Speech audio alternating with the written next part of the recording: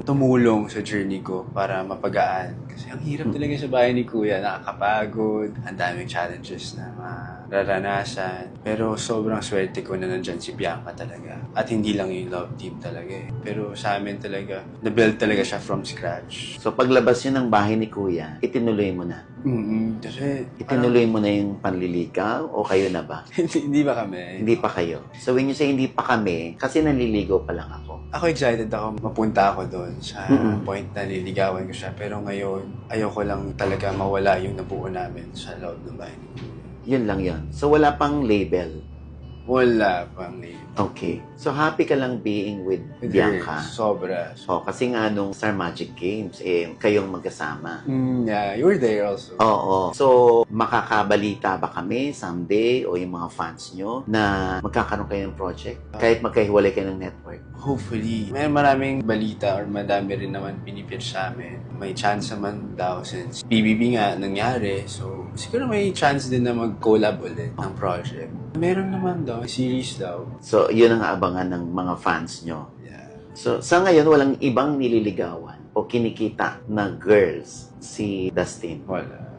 And you want to assure the fans. Not to assure them lang, pero ako talaga, to be honest, super rare for me makakita ng ganong tao. Kagaya ni Bianca. So, hindi ko na yun sasayangin. When you say super rare, ano ba pagkakaiba ni Bianca sa ibang mga girls na nakilala mo? Number one, super happy talaga ako pagkasama ko siya. And sobrang bait rin talagang tao ni Bianca. Sobrang talino. Never ako na-bore pagkausap siya. Dami kong napupulot na knowledge. Magkaiba kasi kami ng personality eh. Interesting na parang may iba siyang perspective sa life. Kumbaga ako, more on sa serious side ako eh. Sa negosyo, sa career, ganyan. Siya, andyan siya to be serious din. Pero mas kaya niyang tumawa, have fun. So ako natutuwa ako kasi nababalanse nga ako. Pag sobrang seryoso ko naman, sabihan niya lang, huwag ka masyadong seryoso. Okay, sige. So parang nababalanse nga talaga ako. Dumalaw na ba si Dustin sa bahay ni Bianca? Bianca, Para magsabi sa parents o na-meet mo na ba yung parents niya? na-meet ka na yung parents niya. May bilin ba sa'yo? Oo, madami.